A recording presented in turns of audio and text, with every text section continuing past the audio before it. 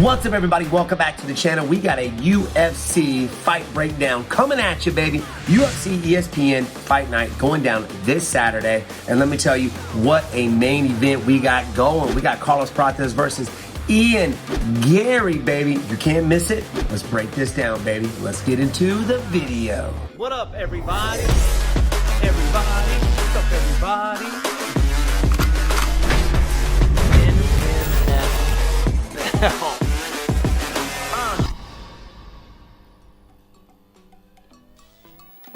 So we got UFC Fight Night going down this Saturday, man. And let me tell you, do not go to sleep on this card. This is a fantastic card, to be honest with you. You got Randy Brown versus Dolby on the card. You got Michelle Pereira. Talk about exciting. You got Anthony Smith and Giga Chikadze on the card as well. So don't go to sleep on it, but we're here for the flipping main event. Ian Garry versus Carlos Prates. Now, this fight wasn't originally supposed to happen. Ian Garry coming off of his loss with Shavkat Rakhmonov, so you know we went back to the books. We're going to see probably the best Ian Garry in this fight. He wants to come back strong. He wants to get that title fight, and it's going to take more than that to get rid of him. He's still going for the title, baby.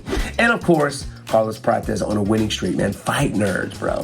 Fight nerds are killing it. I'm seeing everybody walking around at the fights now with the glasses, you know, the nerd glasses. Freaking cool, actually. But Carlos Prates, he's for the fight nerds, and these guys are killing it, man. They're on like, I forgot, like 40 fight win streak or something like between all of them. It's ridiculous. I don't know. Check my facts on that one. I was over exaggerating, but I know it's nuts. So Carlos Prates was supposed to fight, I believe it was Jeff Neal, but Jeff Neal ended up hurting his elbow, so he had to have elbow surgery, and everybody wanted to see this guy fight. So Ian Garry ain't gonna say nothing, ain't gonna say no to nobody. He brought it to us, guys. He made this fight happen. Kind of a short notice, I think, but that dude is always staying in shape. He's a true martial artist, so he's always training. So I'm glad that this fight is happening. I'm actually more excited about this fight, Carlos Prates versus Ian Garry, than Carlos Prates versus Jeff Neal. Even though both guys are like, you know, right side forward, they love to throw the left hand, but I think this is definitely a step up for Carlos, right? Ian Garry's fought some of the who's in the welterweight division. I'm excited for this fight. And we're gonna kind of discuss 3 things that each fighter has to do in order to win the fight. Let's start with my man, Carlos Prates. Carlos, actually I saw him not too long, I think it was at UFC 314, me and my dad were there for the fights, and that dude is massive for a 170. I think he's like 6'3", 6'2", 6'3", but he looked freaking huge. I was walking to my seat and I was passing this really tall Brazilian guy, and he called Wonderboy, and we started chatting for a little bit. He said he was a fan. He was watching me since he was a young age, which is pretty cool.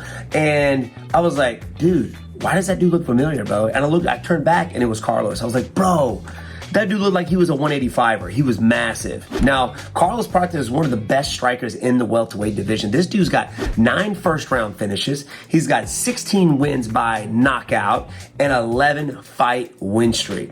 The dude has got that one-hitter-quitter in his left hand. Reminds you of the old Conor McGregor, right? Just that power. And I think it is because he is so tall for that division. He's always punching down on guys, so he's got the leverage. Now, he keeps a really long distance away, so that way his opponent can try to close that gap, and he counters with the right hook. But his bread and butter is that left hand. Now, starting off, one thing that this guy can do in order to finish Ian Garry is get Ian Garry in Carlos Prates' finishing zone. Now, where is Carlos Prates' finishing zone? His finishing zone is not quite all the way up against the fence, but when you got like 1 foot backed up against the fence, not quite all the way there, that's where he puts people to sleep. I recommend you guys going back and watch the Li Jingliang fight, because he kept Li Jingliang up against that fence the entire time. It was just landing that left hand over and over and over again. You know, especially guys who don't move very well laterally. Now, Ian Garry's got some good movement,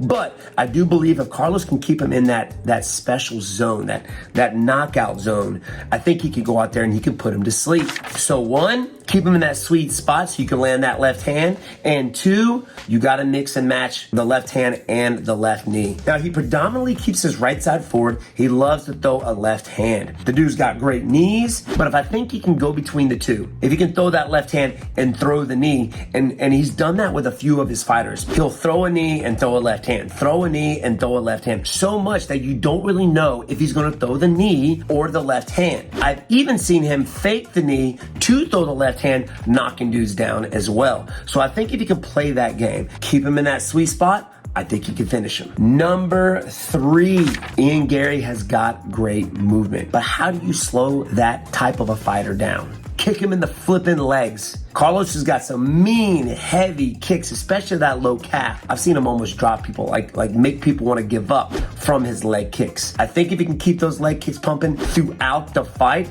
he can wear Ian down. Ian's not going to be as explosive. He's going to have a hard time changing levels to try to take him down. So 1, keep him in the sweet spot. 2, mix up the left knee and the left hand. And number 3, leg kick the crap out of Ian Garry. This welterweight division is pretty freaking crazy at the moment, right? You got Carlos moving up. You got Morales moving up. You got Ian Garry that just lost to Shavkat. Shavkat is hurt. So you got JDM fighting for the title, fighting Bilal Muhammad, which I think is going to be an amazing fight. Dude, stuff going everywhere, bro. Like, it's wild. It's constantly changing. You don't know what's coming at you. That's what makes this fight so exciting as well. I'd rather watch this fight than the Jeff Neal fight. Moving on to Ian Garry. This dude has fought some of the who's in the welterweight division. He's a veteran. He is a veteran, but he's not a finisher. I mean, yes, he knocked out Daniel Rodriguez. He decisioned Neil Magny. He decisioned Jeff Neal. He decisioned Michael Venom Page. But then alone, Michael Venom Page is one of the best strikers in all of the UFC. I mean, the guy's phenomenal. And of course, he lost to Shavkat Rakhmonov, but he was undefeated for so long. I think it was like a 15, 16 fight win streak or something like that. This dude has got he's got 7 wins by knockout, 1 by submission, and 4 first round finishes. But the thing is, this dude has the experience. He's been in the UFC. He's fought really good guys in the UFC. This is going to be a big test again for Ian Garry because Carlos Prates, he goes out and he tries to finish you. He is not satisfied until he is finished. He doesn't want a decision. He doesn't want to take you down. He doesn't want to submit you.